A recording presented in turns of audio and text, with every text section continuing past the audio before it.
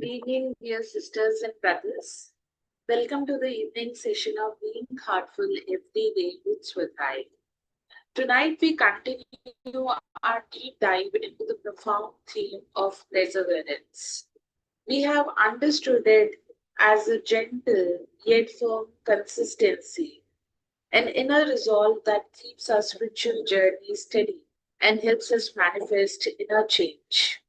Tonight, let's explore how perseverance, through the cultivation of patience and faith, allows us to welcome divine grace and transform our spiritual life.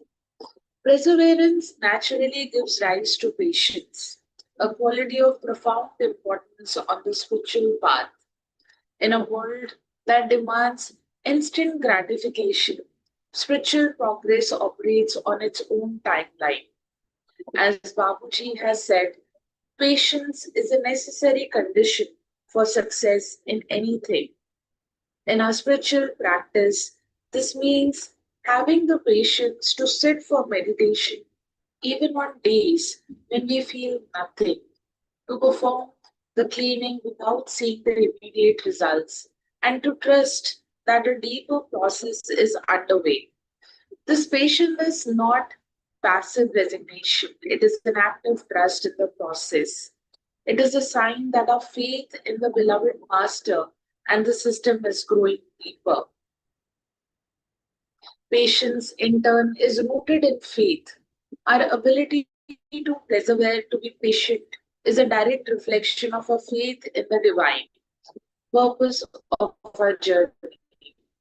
This faith is not a blind belief, but it is a deep, intuitive knowing that our efforts, no matter how small, are being guided and supported. It's the inner conviction that the Master's transmission is always coming to us, purifying our system and drawing us towards the goal. And ultimately, perseverance, patience, and faith are the qualities that also help us prepare to receive the divine grace. The spiritual journey is not solely dependent on our own effort. It is a partnership between our will and the Master's grace. Our perseverance is our offering, our continuous effort and sincerity. And this offering creates a receptive state in our hearts. As Daji has often said, grace flows where there is a vacuum. Dear sisters and brothers, moving ahead in the session, and a gentle request to all to help share the invitation of the BHED sessions and the Heartfulness master classes with your friends and with your family. And we will now resume our inspirational reading from the article that we started to read yesterday. Failure to attain the next stage and failure to retain a stage. This is by beloved Daji. The second thing is to understand that spiritual progress is not linear. It proceeds with a natural rise and fall. At each stage of the journey, that is, each chakra, point or not, there is a sequence of experiences which is beautifully explained by Ramchandra in his books Towards Infinity and Voice Real. On entering into every successive knot, there is a slight feeling of heaviness in the mind on account of which people often discontinue the practice. But if we take into consideration that every attack of illness is followed by the restoration of good health, we will be better encouraged to attempt a crossing of the knots. After this heaviness comes a peculiar state, awakening with the mind, a consciousness of the divine force pervading all over. Next, as we become more attuned to the new stage, we experience a divine state prevailing everywhere and everything absorbed in its remembrance. But this does not last. As we merge more and more with a new state. There is neither feeling of the divine force nor that of remembrance, but only a feeling of negation. Eventually, everything, to enter a new chakra or not, there will always be a feeling of discomfort and restlessness. Just as when we move location in our worldly life, there is change and upheaval. Only once we settle into the new environment does our consciousness open to the higher level of awareness. And then we start to experience divinity from that higher level. This is a joyful and blissful experience. And we feel that we have moved forward. If we continue to progress, we become so merged in that level that it becomes part of us. And then we lose awareness of its very existence. It is now in our subconscious mind, and there is only a sense of negation or nothingness remaining. Eventually, even that is gone. Some days or weeks, when you are practicing, the mind will be calm and easily concentrated, and you will find yourself progressing fast. All of a sudden, the progress will stop one day, and you will find yourself as it was stranded. Persevere. All progress proceeds by rise and fall. Swami Vivekananda. But there's a trap in this cycle.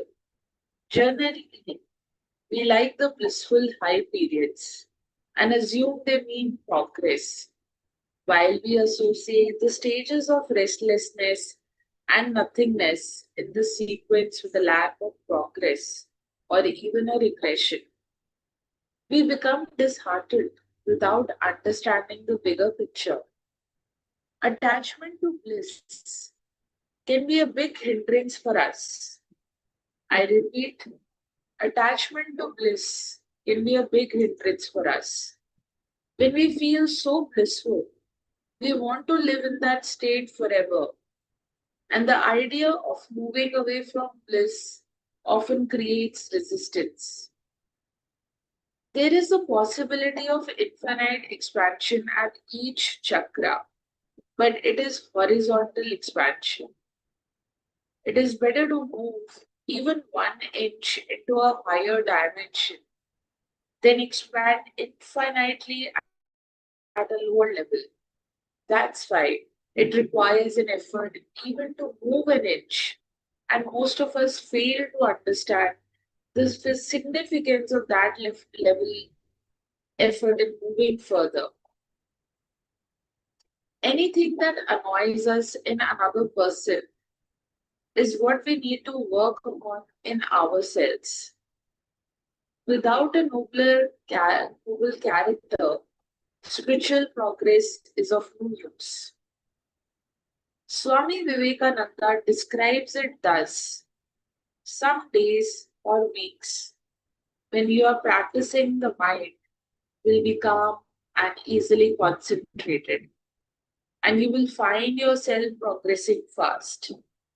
All of a sudden, the progress will stop one day, and you will find yourself as it was stranded. Persevere.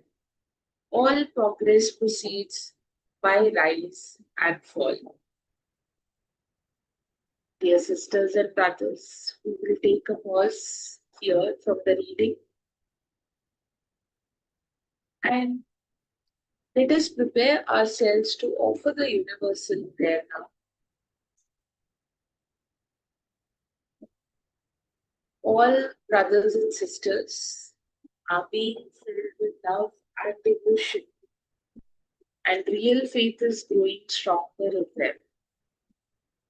सभी भाई बहन प्रेम और भक्ति से भर रहे हैं और उनमें सच्ची श्रद्धा दृढ़ होती जा रही है।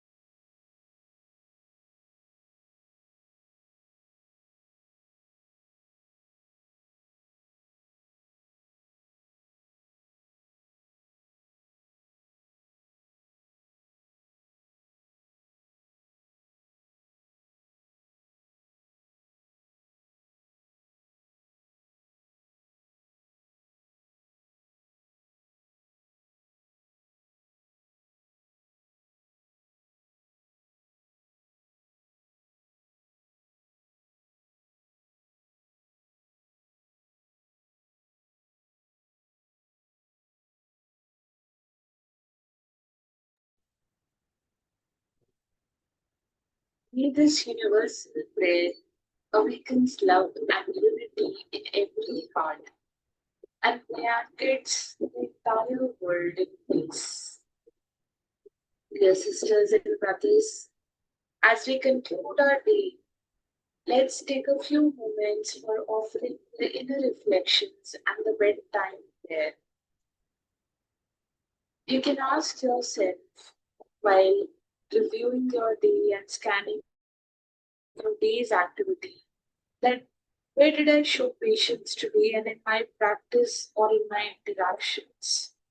And how can I deepen my perseverance tomorrow to create a more receptive state for grace?